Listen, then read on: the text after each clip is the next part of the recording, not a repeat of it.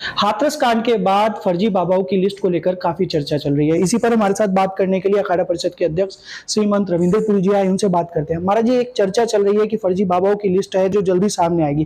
क्या वो कुछ वह लिस्ट है और कितनी जरूरी है वह लिस्ट? बहुत बहुत आशीर्वाद, साधुवाद आप सबको।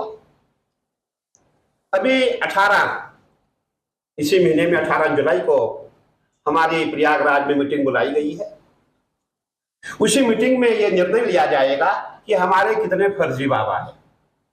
तो अब ये कोई छोटा विषय नहीं है, बहुत बड़ा विषय है, क्योंकि पूरे भारत की लिस्ट बनेगी, कहीं एक जगह की नहीं बनेगी, हरिद्वार की नहीं है, प्रयागराज की नहीं है। भारत में जितने भी साधु जो फर्जी है, जो फर्जी रूप से जो है सनातन के विरुद्ध में बातें कर रहे हैं, उनकी एक लिस्ट बनाई जाएगी और उस लिस्ट के अनुसार वो लिस्ट जो है हम जो है शासन प्रशासन में देंगे। और हमारा ये कहना होगा कि इनको वहां पे जगह की वो जो भूमि मिलती है उसकी अलॉटमेंट न हो।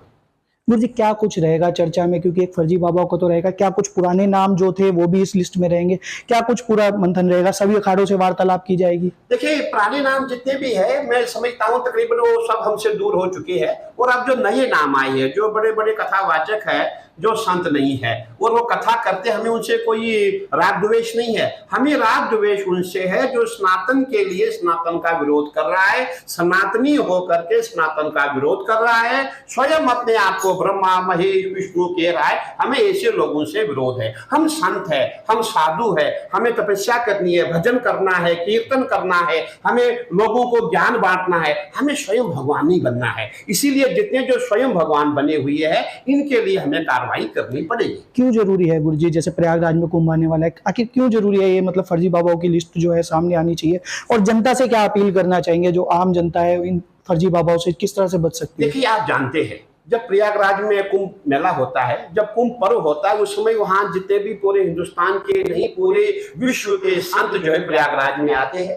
बहुत बड़ा मेला होता है और उन संतों के साथ जब फर्जी संत हमारे वहां होंगे, उनके खिलाफ कोई ऐसा आपस में भिड़त न हो, आपस में वाद विवाद न हो, इस स्थिति को देखते हुए उनको वहां जो भूमि है, भूमि का अलॉटमेंट नहीं हो, हमने ये मांग रखी हुई है। आम जनता से क्या अपील करना चाहेंगे गुरुजी इन संतों को लेकर? किस तरह से आम जनता से हमारी अपील है, प्रयागराज कुंभ मेला आ रहा है, सभी आप आइए, स्नान कीजिए, जो भी आपको कष्ट दुख जो भी आपको है वो सब पुण्य में बदल जाएगा। सभी आइए, स्नान कीजिए और जो हमारी सनातन परंपरा है उसको आप फॉलो कीजिए। आप ऐसे लोगों के पास मत जाएं जो स्वयं अपने आप को भगवान कहते हैं, स्वयं अपने आप को ईश्वर मानते हैं। हम तो इंसान है, आदमी ईश्वर नहीं होता, व्यक्ति ईश्वर नहीं होता, ईश्वर तो ईश्वर है। इसीलिए हमें जो है ईश्वर के लिए ज्ञान चाहिए, तपस्या चाहिए, तप चाहिए, तपोबल होना चाहिए। इसीलिए हमारा सबसे यही विनती है कि आप सभी जो है प्रयागराज में आए, स्नान कीजिए, डुबकी लगाइए, आपका भाग्य बदल जाए।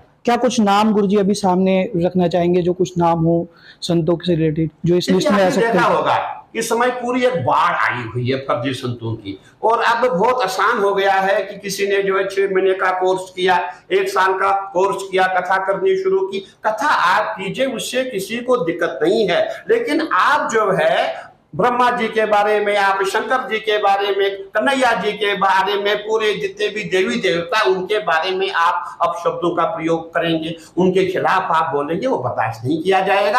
आप सनातनी है, आप सनातन की जो मर्यादा है उसका पालन कीजिए, आप जो है उससे दूर मत हो जाइए। अगर आप सनातनी है, आप भगवान को माने तब कीजिए, भजन कीजिए, लेकिन आप स्वयं भगवान मत बनिए, हमारा ये कहना है। तो ये थे हमारे साथ अखाड़ा परिषद के अध्यक्ष श्रीमंत रविंद्र पुरी, जिन्होंने बताया कि 18 तारीख को प्रयागराज में होने वाली बैठक में फर्जी बाबाओं की जो लिस्ट है वो प्रशासन के सामने रखी जाएगी। सुमेश खत्री, ईटीवी भारत, हरिद्वार।